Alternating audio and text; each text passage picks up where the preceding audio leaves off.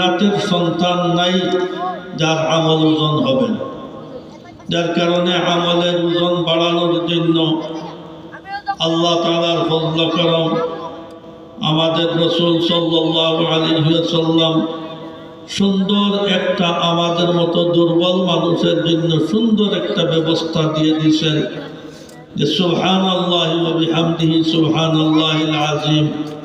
ওযু অবস্থায়, ওযু না থাকা অবস্থায়, যানবাহনে বসা অবস্থায়, রাত্রে ঘুম আসার আগ পর্যন্ত সর্ব অবস্থায় এত হালকা পাতলা একটা তাসবিহ সুবহানাল্লাহি ওয়া বিহামদিহি সুবহানাল্লাহিল আযীম আমরা যদি পড়ি তাহলে কিয়ামতের দিন পাল্লার ওজন বাড়বে।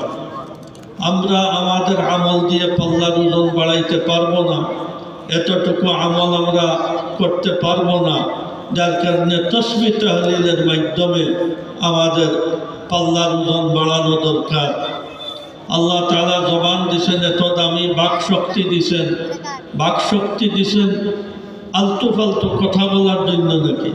আল্লাহ তাআলা বাকশক্তি দিছেন এটাকে সবচেয়ে মূল্যবান কাজে লাগাই ফুরসতের টাইমে সবসময় সুবহানাল্লাহি ওয়া বিহামদিহি সুবহানাল্লাহিল আযীম পড়ব, লা ইলাহা ইল্লাল্লাহ পড়ব, লা ইলাহা ইল্লাল্লাহ তো ওজন সবচেয়ে বেশি, যার কারণে তাসবিহাত পড়ব।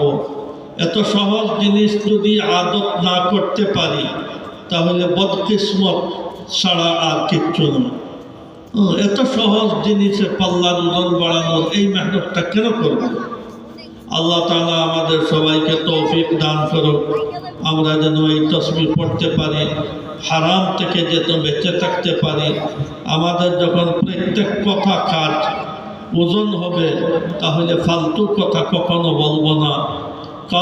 কারো মনে আঘাত লাগে এমন কোনো কথা, মস্কারি করিও এমন কোনো কথা কাউকে বলবো না। আমরা সিদ্ধান্ত নিয়ে নেই আল্লাহর দেওয়া জবান দিয়ে, আল্লাহর দেওয়া বাকশক্তি দিয়ে কাউকে আমি কষ্ট দেব।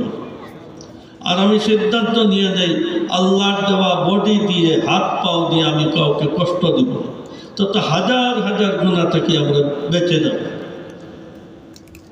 এই মেয়েগুলা, আপনাদের অনেকের মেয়ে ডাক্তার হইতেছে, বিভিন্ন ধরনের সাবজেক্ট পড়তেছে, কলেজ ইউনিভার্সিটিতে পড়তেছে।